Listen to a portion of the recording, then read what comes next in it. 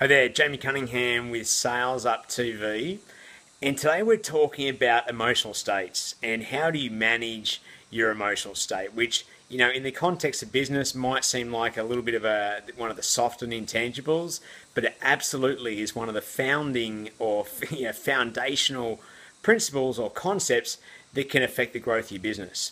If you can't keep it together or you're allowing stress to overcome you, your level of performance is dropping.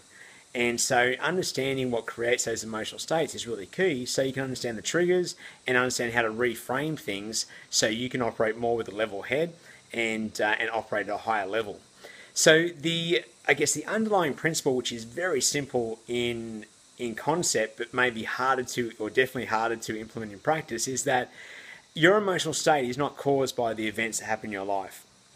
So say you are in a tight financial position, or you've got some employee problems, or maybe it's your kids are screaming at you, or maybe it's something your spouse is doing.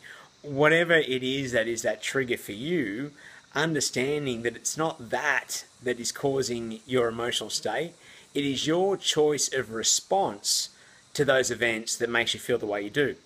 And more specifically, your emotional response is driven by the story that you tell yourself around that thing or that person or that event that's happened. So a simple example, let's say your kids are not behaving the way you want them to behave, and that's causing you some stress. You're getting frustrated and upset, and you're working yourself into a bit of a state.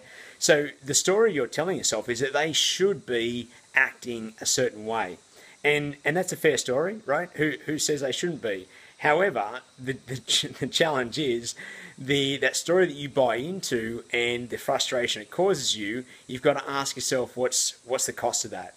Now, getting frustrated is not all bad, right? There are all of our emotions, the ones particularly that we don't like, serve as little signs for us to recognize that we need to act or do something different, or we need to reshape the way we're thinking. The key thing is to understand, is not to get bored into that emotion and think and allow it to affect your judgment and allow it to put you in a crappy mood. And we're all in crappy moods, that's fine. There's times that we're not always going to be zen 100% of the time.